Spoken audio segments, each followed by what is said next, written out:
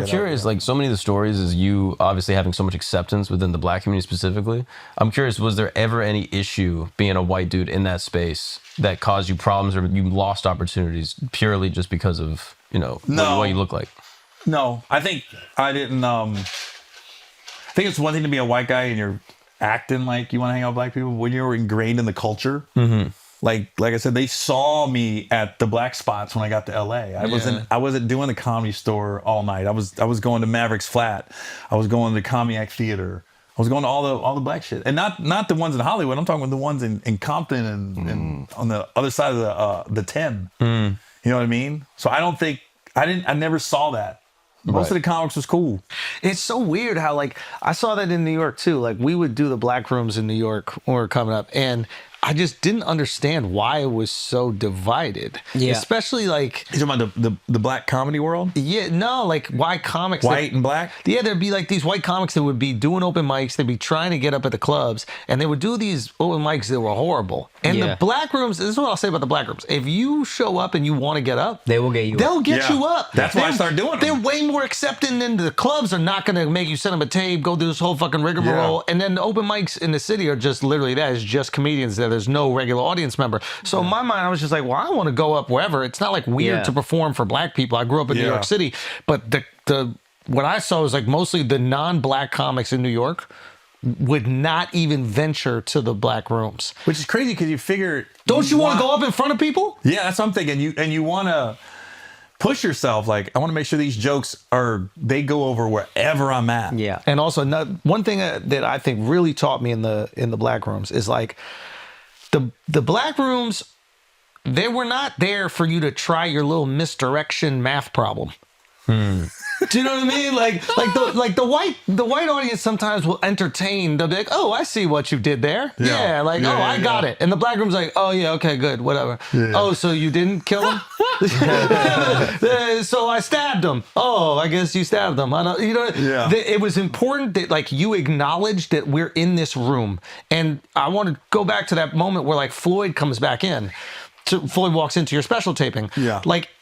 You have to be present in the room. That's something I learned in the black rooms. You have to be present in the room. If you are not present, they immediately will just check out on you. They're like, are you going to pretend I'm not here? The emotion has to be real. You have to be present. Yeah. Like if something weird is happening, you have to call it out. Yeah. And I think it's something that's really helped me in my career that I don't think I would have developed in the white rooms at all, or like the whatever you call them, the mainstream rooms. Mainstream rooms, yeah. And it's like, because they'll give you a little bit of leeway. Like the joke will go over and you'll be like, oh, I guess that one didn't go over. And then the audience is, all right, well, what's the next one? Yeah. There's this like politeness that exists, right? Like, yeah.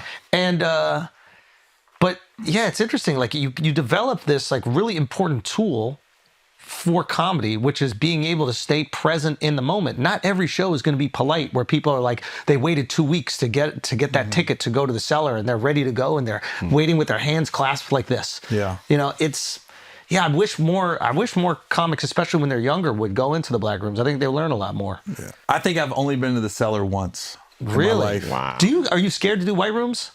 No, not at all. Do you remember the first time? I'm begging. I keep begging my agent, and he'll tell you this: get me in Salt Lake, please. I just want to go. I want to experience everything. Yeah, because I don't think you wouldn't cross over.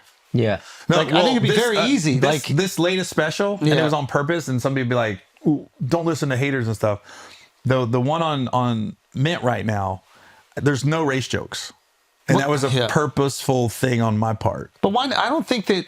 There's not one mention at all. And I was just like, you know what?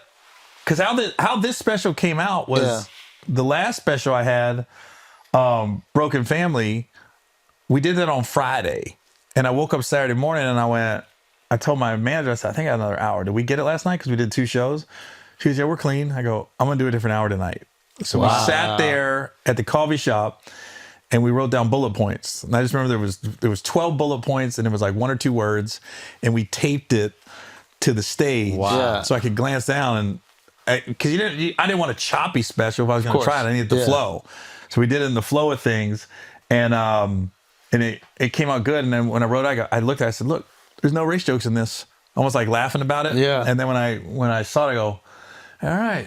Yeah. I don't think jokes in this shit. Again, I'm curious, obviously I want it to be successful just because I love you, but like I don't think that like staying away from race jokes would change any dynamic. I actually think going on pods and stuff will communicate to more people that at the end of the day, you're a storyteller. And like you, especially when you live with a drug dealer in LA. White people are interested in that shit. White people watch The Wire. You know what I mean? Fact. So to me, it's just about like an education process. You're a storyteller at the end of the day. White people have probably seen you in these black spaces, and then they might go, "Oh, maybe he's a comic for black people and not for me." White people are a little concerned about that shit. They want to watch black shit from afar, but they don't want to be in it a lot of times. I mean, that's the reason why Roots was like the #1 show on TV in the 70s when that miniseries came out, because white people's like, I want to watch this shit. Who the biggest consumer of hip hop music is white people, right? I mean, there's population things that affect that as well. You're saying. But no, I want to watch on TV. I don't know if I want to go to the concert. But there is a little concern, and also like, to defend white people, sometimes there also is like a shame. It's like, am I appropriating this? There's sometimes a slap on the wrist if white people do get too interested. They're like, oh, you're gonna take this shit from us, which I understand from black perspective as well. Which is like, they have seen that happen, like white people putting cornrows in and all of a sudden trying to make it some white shit. So I understand both sides of it, but like, there is a thing with white people. It's like they want to like comfortably watch something that they have nothing to do with. They really are. White people are really interested in that kind of shit. But I think the stories that you tell, especially the ones from today, like my assumption is people are going to love this, and they're going to be like, I want to go check out Gary's. Like that, what the stand-up is like. So I'm very way better.